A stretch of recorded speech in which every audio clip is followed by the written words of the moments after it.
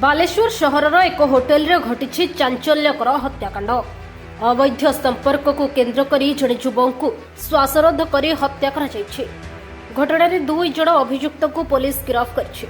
मृतक आकाश महांत को मद्यपान कराई होटेल रूम रे गला चिपी हत्या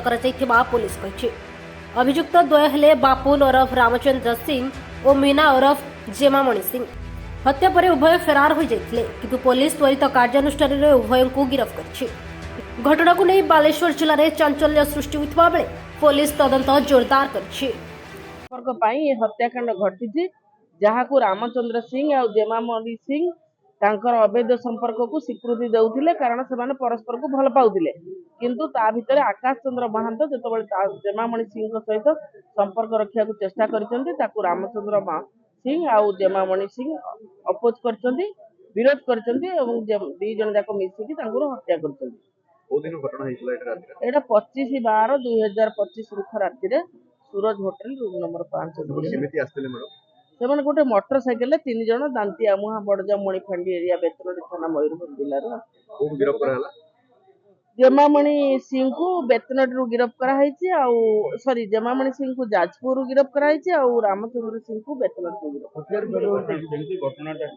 घटना है दांतिया मुहारे जेमामणि सिंह मैरेज करथिले तांकर स्वामी आउ छाड़ी देइकिरी छुआ दिटा छाड़िकिरी से तांकरी गाँव दियर हिसाब हम रामचंद्र सिंह सहित अवैध संपर्क में रोते तेणु रामचंद्र सिंह और सांग आकाश महांत दी जन होमगार्ड परीक्षा बेतनटी थाना को निजर आई कार्ड बाहर कि ना देखा आसते से देखिले जे रामचंद्र सिंह बाहरी ना तो से हिसाब से कहले कौन करवा तो रामचंद्र सिंह कहला तू चल तो मोटरसाइकेल नहीं आम टे जा आमर होटेल गर्लफ्रेंड को डाकुची एंजॉय करवा तो होटेल को आसिले मद भी पीले आउ थे मद पठे दे आकाश महांत को रामचंद्र सिंह और जेमामणि सिंह अवैध संपर्क रखिले जितेबले रामचंद्र जो आकाश महांत फेरी आसिले सी आनी मद को पुणी थे से पीले तो पी सारा से हिसाब से आकाश महांत कहले मुझे सहित जेमामणि सिंह सहित शारीरिक संपर्क रखिली किंतु जेमामणि सिंह यहाँ विरोध कले जी लभर थे रामचंद्र सिंह से मना कले तेणु ये दी जन मिसी हत्या कले जेमामणि सिंह पाद धरिले माने गोड़ दीटा माड़ी बसी धरले रामचंद्र सिंह छाती उपर बसी हाथ साहाय्य डीसीज सार्ट कलर को चिपी गला चिपी हत्या कले एटा पूरा कंप्लीटली अवैध संपर्क को लेकिन निशा से माने पीचंती किंतु से निशार ये नहीं सेतबले से सांग सांग मद पीचन तार इफेक्ट किछि ना आकाश तो सरी कहले जे तांको डाकी की आनिथिले रामचंद्र तो सेटा कोन रामचंद्र तांको डाकिले ना पीचन संगे ही आकाश रो स्त्री नहीं आकाश तो मरी गले तांकर स्त्री को कहीं डाकी नथिले हां रामचंद्र को घरु आकाश और रामचंद्र मिसिकी आस्तिले आकाश रामचंद्र को सहित आस्तिले प्लान थिला कि मारिया पई ना मारिया पई प्लान हो एटा केवल हाँ ये या पाखे पैसा नथिला हम जहाँ बुझुलु मु जहाँ पचारुली तो रामचंद्र सिंह पाखे पर्याप्त पैसा नथिला से आकाश को आनीला ये पैसा खर्च कर मद फद आने खाइबे पीबे होटेल पैसा देवे एंजॉय करेंगे व्यवहार दोष स्वीकार कर धर्म डाक सर अब कौन करी सार कौन मु तो गरीब लोक जमी ना जगह ना कि ना ग्राम रखी 1800 टका पाए से हाँ तार स्त्री अच्छी आज्ञा छुआ गुटे अच्छी आज्ञा चली बुलूची दौड़ी बुलूची सार मो बहु अच्छी मुझे किसी जाने ना से तो विशाखापाटना रे 6 वर्ष है काम करुची आज्ञा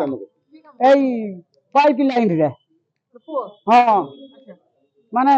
4-5 मास है थे मात्र 2000 टका पठेला आउ गोटे पैसा देला ना आज्ञा मु बुढ़ा लोक केते खटबी आ घर संसार केमती करी चलेबी सार एठी आज सकाळे आसी आज्ञा बस रे स्त्री लोक जेमामणि किए मु चिनी नाही सार जानी नाही किछि आज्ञा ना तुम कहउछ विशाखापट्टनम रे पुअर एठी केबे आसी काम ये एठी आसला 24 तारीख आसला आज्ञा 24 तारीख गुरुवार दिन आसला 25 तारीख आसला थाना को ନା একবারে ମୁଁ ପଦେ କଥା ହେଇନି ସାର୍। ଘରୁ କଣ କହିକି ଘରେ କହିଲା ମୁଁ ଯାଉଛି ବେତନଟି ଥାନା ଇଣ୍ଟରଭ୍ୟୁ ଦେବି ହୋମଗାର୍ଡ ପାଇଁ ମୋର ଆସିଛି ଏଲଟମେଣ୍ଟ।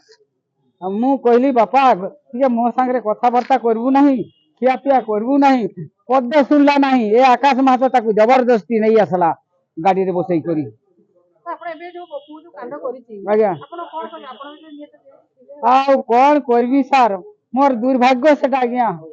ମୁଁ ଆଉ ସେଟା କିଛି କହିପାରିବିନି ଆପଣ ମାନଙ୍କୁ ସାର୍, ମୁଁ ଧର୍ମଟା କରି କହୁଛି ଆଜ୍ଞା। କଣ ଚାହିଁବି ଆଜ୍ଞା, ମୁଁ ଯେତେବେଳେ ଖଟି ନଟି ଯାଏ ଏତିକି ଦିନ ପାରିବି ଆଜ୍ଞା, ଆଉ କଣ କରିବି। ନା ପୁଅ ସେ ଆକାଶ ମହାନ୍ତ ସାଙ୍ଗରେ ଗାଁରେ ସବୁବେଳେ ମିଶାମିଶି કરે ସବୁଦିନ ଗୋଟେ ଛୁଆ କାଳୁ ସେମାନେ ପାଠ ସାଠ ପଢିଛନ୍ତି ସାଙ୍ଗ। ସାର୍ ଏମିତି କାହିଁକି ଏମିତି କାହିଁ ହେଲା ମୁଁ ସେଟା କିଛି କହିପାରିବିନି ସାର୍। ତାଙ୍କ ଘର ଆମ ଘର ଲାଗିଛି ଆଜ୍ଞା। ହଁ ମୁଁ କଥା ହେଲି ସାର୍, କଥା ହେଇ ପାଟିରୁ ମୋ ଭାଷା ବାହାରୁନି ଆଜ୍ଞା, ଆଖିରୁ ଲସ୍ ପଡିଯାଉଛି ଆଜ୍ଞା। ଆଉ କଣ କରିବି, ଗୋଟିଏ ପୁଅ। ନା ପୁଅର ଦୋଷ ଅଛି ନା ତାକୁ ମୁଁ କହିପାରିବିନି, ସେ ତ ଏତେ ପାଠ ପଢିଛି ବିଏ ପାସ୍ କରିଛି ଆଜ୍ଞା। ମୁଁ ଏତେ ପରିଶ୍ରମ କରି ବିଏ ପାସ୍ କରେଇଲି, କିଛି କାମ ଧନ୍ଦା ନାହିଁ। ସେ କହିଲା ଯେ ବାପା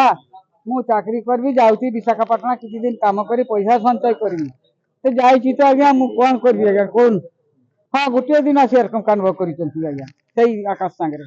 ଘଟଣା ଜାଣିଲା ପରେ କଣ ଚାହୁଁଛନ୍ତି? ମୁଁ ଆଉ କଣ ଚାହିଁବି ଆଜ୍ଞା, ମୋର ଆଉ ନିରବ ଉପାୟ। ବୁଢା ଲୋକ ଆଉ କିଛି କହିପାରୁନି।